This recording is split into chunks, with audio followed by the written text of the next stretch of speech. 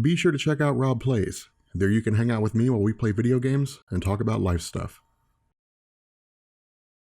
So what I want to do here is have a discussion about Gladiator and Worldbreaker Hulk. Now what I'm hoping is that at the end of all this, you'll have a stronger understanding of the character, as well as why so many fans are excited about the introduction of Gladiator Hulk in the movie Thor Ragnarok.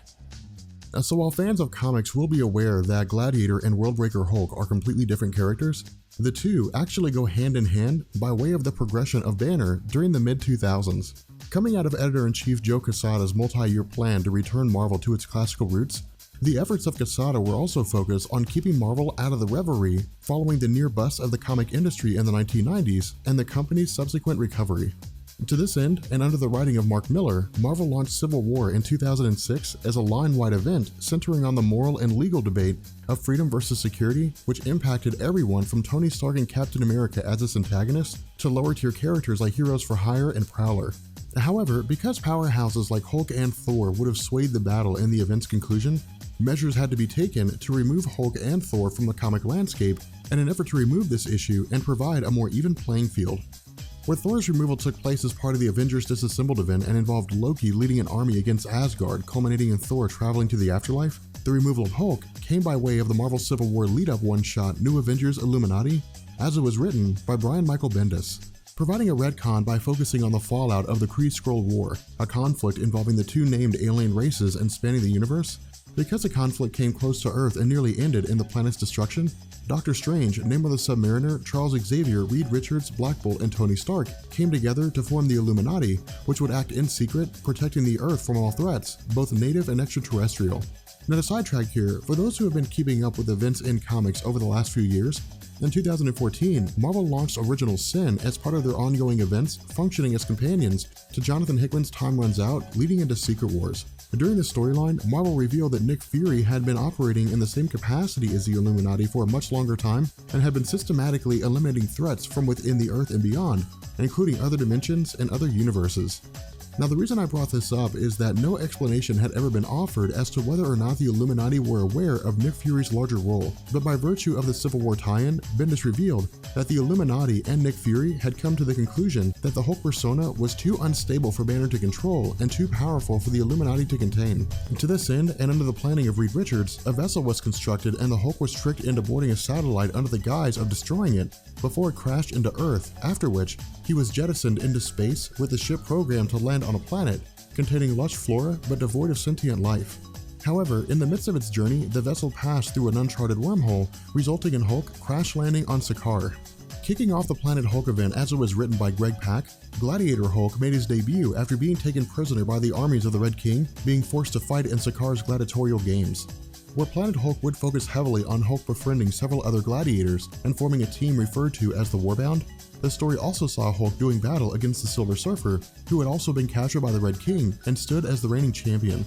Pitting the two against one another but concluding with Silver Surfer freeing himself and the rest of the gladiators. Instead of escaping, Hulk took to leading the Warbound and the various races around Sakaar in a revolution against the Red King, resulting in the King's death and the Hulk settling down with a woman named Kyra, who he had taken as his wife. Now where the events of Planet Hulk coincided with Civil War, on the whole, the powers of the Hulk did not see much change during this storyline. Instead, the main focus of the Hulk was initially rooted in escape, followed by a sense of duty and honor that came with being the strongest of the gladiators and its power to free the planet from the control of the Red King.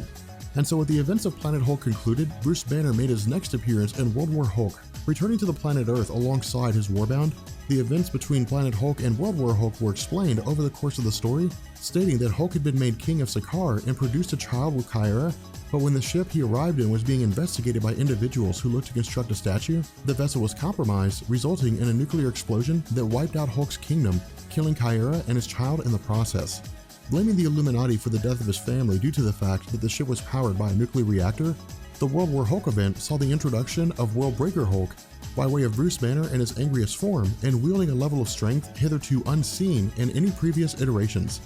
Tearing an absolute swath through the superhuman community, Hulk initially encountered a group known as the Gamma Corps, a paramilitary team composed of super soldiers irradiated with Hulk's gamma-based DNA. Where the members of the Gamma Corps consisted of individuals with skills ranging from martial arts to weapons and tactics, the group was almost immediately overpowered and imprisoned by Hulk using obedience discs that disabled their powers. Continuing this theme, over the course of the story's first half, the Hulk faced off against the Ghost Rider Johnny Blaze, the New Avengers of Wolverine, Spider-Man, Carol Danvers, Ben Grimm, and Luke Cage, as well as a full contingent of former Avengers members, defeating and imprisoning all of them using obedience discs. Turning his sights to Charles Xavier owing to his involvement as part of the Illuminati, during the battle with the X-Men and their efforts to protect the mansion, the team was virtually unable to do anything to stop the Hulk, with Colossus having his arms broken while in his metal form.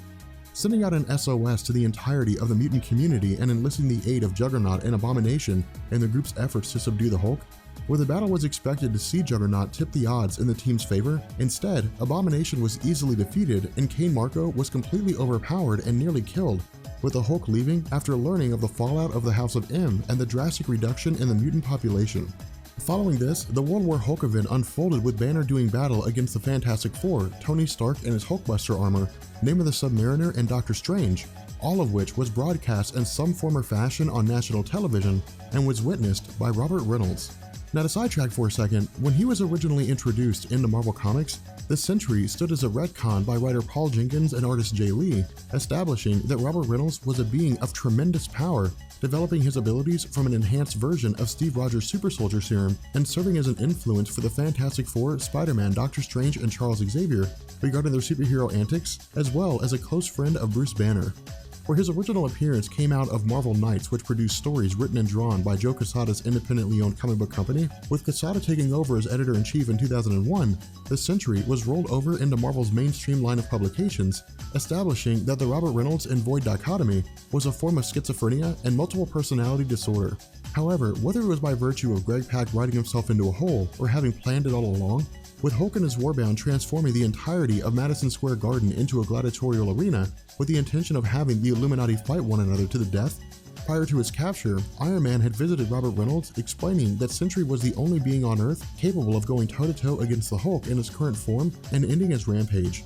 Where Hulk seemed to take no interest in the events as they unfolded, after watching the Hulk continue his rampage, Reynolds finally stepped up with the goal of going head-to-head against Banner, culminating in a massive battle between the two that stretched the entirety of New York City. The full measure of Banner's strength in his Worldbreaker Hulk form came when he stomped on the ground and shook the entirety of the East Coast of the United States. However, where the World War Hulk event saw a litany of build-up to the final confrontation, the climax proved to be anything but, and that Banner and Sentry fought each other to a standstill, with each version returning to their normal human forms, allowing S.H.I.E.L.D. to take Banner into custody and imprison him below the Earth's surface in an effort to keep the Incredible Hulk persona from running amok on Earth.